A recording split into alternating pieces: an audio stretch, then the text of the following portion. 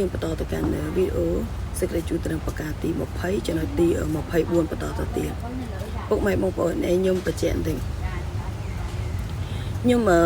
ធ្លាប់បានគូសរចនាសម្ព័ន្ធពាក់ព័ន្ធជាមួយនឹងពួកក្បត់ជាតិណាពួកក្បត់ជាតិដែលជាមេខ្នងធំនៅក្នុងប្រទេសយើងហ្នឹងគឺមានការបង្កើតជាពួក MMO សម្រាប់ការចូលជេរបចោចូលអីអញ្ចឹងណា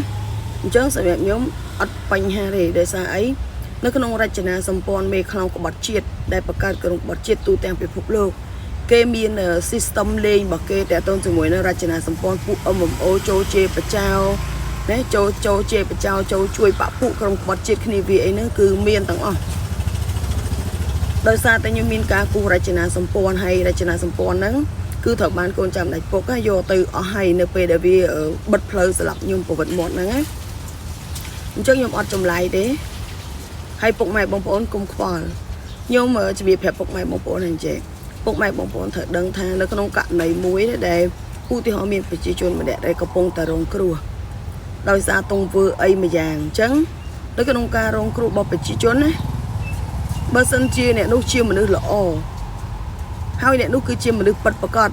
ពេលដែលគេចូលមកស្ដាប់ប្រជាជននិយាយអំពីភាពជាជនរងគ្រោះរហូតដល់ថ្នាក់មានការចូលដល់ក្នុងផ្ទះសម្លាប់ប្រវត្តិមាត់ហើយមានការដាក់ថ្នាំពុលដាក់ទឹកអាស៊ីតឲ្យផឹកអីចឹងវាមិនមែនជារឿងដែលប្រក្រតីទេទោះបីជាប្រជាជនធម្មតាពុកម៉ែបងប្អូនដែលគាត់មិនចូលទៅពាក់ព័ន្ធជាមួយនឹងរឿងប្រឆាំងឬក៏រឿងក្បត់ជាតិពេលដែលគាត់ស្ដាប់ហើយគាត់នឹងមានអារម្មណ៍មួយថាស្ដាប់ហើយហួសចិត្តមិនគួរណានៅលើโลกនេះមានសត្វដែលឆានធ្វើទង្វើថោកទាបអញ្ចឹងណាដាក់មនុស្សអញ្ចឹងទោះបីគេមិនអាណិតខ្ញុំជាជនរងគ្រោះគួរគេមិនដល់ថ្នាក់ជេរបចោគេមិនដល់ថ្នាក់មកនាងហងអញ្ចឹងដែរណាពុកម៉ែបងប្អូនណាអញ្ចឹងកុំឆ្ងល់ពេកមនុស្សដែលចេញមកខុសរបៀបចាប់ផ្ដើមឡើងមកគឺជេរបចោចាប់ផ្ដើមឡើងមកជេរបចោអញ្ចឹងពុកម៉ែបងប្អូនត្រូវដឹងថាអាហ្នឹងហើយដែលពួកក្រុមក្បត់ជាតិគេធ្វើមកជោគជ័យរហូតដល់ថ្ងៃហ្នឹងរហូតដល់គេបង្កើតក្រុមជេរបចោថ្នាក់ដឹកនាំប្រទេសរហូតដល់ល្បីមានការទិញមានអីហ្នឹងមានការចូលខ្លួនអីចឹងយើងនិយាយភាសាសាមញ្ញណាយើងកុំឆ្ងល់ពេកដើរម្ដងថ្ងៃនេះទម្រាំតែខ្ញុំអាចកិច្ចផុតពីការងាប់ពីបេះដូងដែលត្រូវពួកវាសម្លាប់មកខ្ញុំមិនដែរយកខួរក្បាលខ្ញុំទៅគិតរឿងអត់ប្រយោជន៍ជាមួយនឹងពួកអត់ប្រយោជន៍មួយចំនួនហ្នឹងទេណាហើយខ្ញុំបញ្ជាក់ប្រាប់ពុកម៉ែបងប្អូនអញ្ចឹងក្រុមការងាររបស់សម្ដេចពុកហ៊ុនសែនដែលខ្ញុំកំពុងតែធ្វើការបកស្រាយនៅក្នុងវីដេអូតែតូនជាមួយនឹងទង្វើប្លន់បោកប្រាស់ធ្វើស៊ីក៏ដូចជាមេខ្នងក្បត់ជាតិហ្នឹងឯងកាលណាបញ្ចេញបាក់ពួកខ្សែបតាញមកជេរបចោខ្ញុំហ្នឹងវាអត់ចម្លែកទេពុកម៉ែបងប្អូនដោយសារមូលហេតុអីនៅក្នុងរចនាសម្ព័ន្ធមេខ្នងក្បត់ជាតិខ្ញុំមានគូសអារឿងអញ្ចឹងណាមូលហេតុអីមិនគេជេរនាយករដ្ឋមន្ត្រីរហូតដល់ល្បីដោយសារគេមានបាក់ពួកខ្សែបតាញគេចូលជួយអញ្ចឹងដូចគ្នាគេចូលជួយគេចូលគ្រប់ត្រូវពេលដែលពួកជេរបចោហ្នឹងឯងដែលក្រុមការងាររបស់សម្ដេចពុកហ៊ុនសែនបង្កើតក្រុមជេរបចោមកឲ្យល្បីគេមានក្រុមខ្សែបតាញ MMO គេមានខ្សែបតាញនៅក្រៅប្រទេសគេមានស្អីណាឲ្យចូលទៅជួយក៏មិនលើកជើងនិយាយត្រូវហើយជេរត្រូវហើយអញ្ចឹងទើបធ្វើឲ្យអ្នកជេរបចោហ្នឹងល្បីបានណាអញ្ចឹងចូលមកដល់រឿងពាក់ព័ន្ធជាមួយនឹងរឿងរបស់ខ្ញុំវិញខ្ញុំអត់ដែរយកខួរក្បាលខ្ញុំទៅគិតរឿងអញ្ចឹងទេហើយខ្ញុំបើកដៃឲ្យជេរចោះតែកុំប៉ះពាល់សម្ដេចពុកហ៊ុនសែនខ្ញុំផ្ដាំទៀតជេរត្រឹមខ្ញុំបានតែកុំប៉ះពាល់សម្ដេចពុកជាដាច់ខាតបើប៉ះពាល់សម្ដេចពុកខ្ញុំជេរវិញណាបើហ៊ានប៉ះពាល់មួយសម្ដេចពុកខ្ញុំជេរវិញជួក៏ផ្ដាំប៉ុណ្ណឹងណាខ្ញុំគោរពសម្ដេចពុកហ៊ុនសែនសម្ដេចម៉ែបូរនីគឺចេញពីចិត្តរបស់ខ្ញុំរឿងដែលកើតឡើងពាក់ព័ន្ធជាមួយនឹងក្រុមការងាររបស់គាត់គឺជារឿងក្រុមការងាររបស់គាត់មិនពាក់ព័ន្ធជាមួយនឹងថ្នាក់ដឹកនាំប្រទេសទេហើយរាល់ការសម្លាប់ខ្ញុំគឺអត់មានពាក់ព័ន្ធជាមួយនឹងថ្នាក់ដឹកនាំប្រទេសទេគាត់អត់បានដឹងថាក្រុមការងាររបស់គាត់តាមសម្លាប់ខ្ញុំប្រវត្តិមាត់ទេអញ្ចឹងបើអ្នកណាគេហ៊ានជេរប៉ះពាល់ដល់សម្ដេចពុកអញជេរវិញកុំថាអញកាចជេរអញបានតែជេរសម្ដេចពុកអញជេរវិញអញខកប្រាប់អញ្ចឹងបកត្រឡប់មកវិញខ្ញុំកំពុងតែធ្វើវីដេអូបកស្រាយអំពីភាពជាជនរងគ្រោះរបស់ខ្ញុំក្រោមការតាមសម្លាប់ប្រវត្តិមាត់ពីក្រុមការងារផ្ទាល់របស់សម្ដេចពុកហ៊ុនសែនផ្នែក Cyber Security ដែលសុទ្ធសឹងតែជាមេខ្លោងក្បត់ជាតិ ដែលតាមស្លាប់ខ្ញុំប្រវត្តិមាត់ហើយរឿងកើតឡើងពីដើមរហូតដល់ចប់សតបកឡើងពីបពុគ្នាវាទាំងអស់ណាចាំពួកវាយកទឹកអាស៊ីតទៅដាក់ឲ្យម៉ែឪបងប្អូនអ្នកជេរនឹងផឹកទៅដឹងខ្លួនឯងថាវាយ៉ាងម៉េចខ្ញុំប្រាប់ណា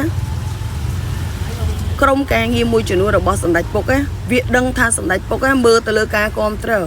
អ្នកណាចេញវីដេអូមកមានការគ្រប់គ្រងច្រើនអញ្ចឹងបានជាពេលខ្លះសម្ដេចពុកចំណាយលុយសម្ដេចពុកគេចង់ឲ្យមនុស្សជេរឬចង់ឲ្យមនុស្សទៅសើអាស្រ័យទៅលើក្រុមការងាររបស់សម្ដេចពុកបជាគេខ្ញុំប្រាប់ដល់ថ្នាក់ក្រុមការងាររបស់សម្ដេចពុកវាទៅចាក់រុកប្រជាជនណាពេលដែលខ្ញុំទៅនៅអរិយខ្សាត់វាទៅចាក់រុកប្រជាជនណាឲ្យធ្វើទីផ្សារផ្សាយពាណិជ្ជកម្មឲ្យក្រុមពួកប្រឆាំងពួកក្បត់ជាតិវាថាអ្នកហ្នឹងវិភាគល្អនិយាយត្រូវរហូតដល់អ្នកហ្នឹងមានការចោះចូលខ្ញុំប្រើភាសាសាមញ្ញមួយគឺចោះចូលខ្ញុំអត់និយាយភាសាជាក់ស្ដែងពិតប្រាកដទេខ្ញុំនិយាយប៉ុណ្្នឹងទៅយល់ហើយចោះចូលអ្នកណាគេវាដល់ថ្នាក់វាដើរបរៀនប្រជាជនឲ្យប្រជាជនហ្នឹងនិយាយផ្សាយពាណិជ្ជកម្មឲ្យក្រុមពួកក្បត់ជាតិវាថាអ្នកហ្នឹងបកកាយវិភាគណានិយាយល្អណានិយាយត្រូវណាព្រោះវាដឹងថាសម្ដេចពុកស្ដាប់នៅអ្វីដែលគេនិយាយល្អទើបជឿជាក់ឲ្យអ្នកនឹងចោះចូលអញ្ចឹងហើយបានជាល្បិចកលមួយដែលវាលេងឲ្យគេជេរបចោខ្ញុំដើម្បីឲ្យម្ដេចពុកមើលមកឃើញថាអូមានអ្នកជេរបចោខ្ញុំច្រើនណាស់គេមិនចូលចិត្តនៅក្នុងការនិយាយស្ដីរបស់ខ្ញុំទេណាដើម្បីប្រវាក់ទឹកចិត្តសម្ដេចពុកកុំឲ្យសម្ដេចពុកនោះស្ដាប់ទៅលើការបកស្រាយរបស់ខ្ញុំមិនដែរខ្វល់ទេដោយសារអីមេខ្លោងក្បត់ជាតិមិនប៉ះពាល់ដល់ខ្ញុំទេខ្ញុំត្រូវវាស្លាប់2ដងហើយអញ្ចឹងខ្ញុំនៅតែបញ្ជាក់នៅក្នុងវីដេអូនេះតែមេខ្លោងក្បត់ជាតិវាអត់ប៉ះពាល់អីដល់ខ្ញុំទេព្រោះវាស្លាប់ខ្ញុំហើយ2ដងក៏ប៉ុន្តែអ្នកដែលត្រូវទៅបន្តជាមួយនឹងពួកវាបន្តទៅមុខទៀតគឺក្រុមគ្រួសាររបស់សម្ដេចពុកខ្លួនឯងតែត្រូវជ្រើសរើសថាជឿអ្នកណាគេព្រោះកូនចាំសម្ដេចពុកវាដឹងច្បាស់ណាស់ថាអ្នកដែលជាប្រចៅមានប្រសិទ្ធភាពអញ្ចឹងហើយបានជាសម្ដេចពុកមានការចំណាយលុយជាច្រើនទៅលើមនុស្សដែលវាបង្កើតឡើងមកធ្វើនំអត់ម្សៅណាវាអត់ឲ្យអ្នកណាគេចូលមកទៅសើខ្ញុំបានទេព្រោះកាលណាមានមនុស្សទៅសើខ្ញុំច្រើនពេកសម្ដេចពុកនឹងមើលទៅពេញចិត្តទៅលើការនិយាយស្ដីព្រោះមានមនុស្សទៅសើសម្ដេចពុកទៅមើលរចនាសម្ព័ន្ធឲ្យខ្ញុំគូសដែលត្រូវបានកូនចាំសម្ដេចពុកប្រមូលយកទៅអស់រចនាសម្ព័ន្ធឲ្យខ្ញុំគូសគេប្រើទៅលើអីប្រើទៅលើអាប្រភេទ MMO ចូលខមមិនវាយប្រហារហ្នឹងឯងដើម្បីកុំឲ្យសម្ដេចពុកទុកចិត្តអ្នកណាគេម្នាក់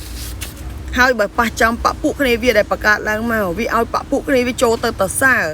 ដោយករណីវាដាក់ចាក់រុកប្រជាជនឲ្យផ្សាយពាណិជ្ជកម្មឲ្យក្រុមពួកប្រឆាំងពួកក្បត់ជាតិដែលវាបង្កើតឡើងមកអញ្ចឹងហើយវាអត់ចម្លែកទេបើសម្ដេចពុកគាត់ថាមើលទៅលើការខមមិនមើលរាល់ការខមមិនមានការជេរបចោមានការមិនពេញចិត្ត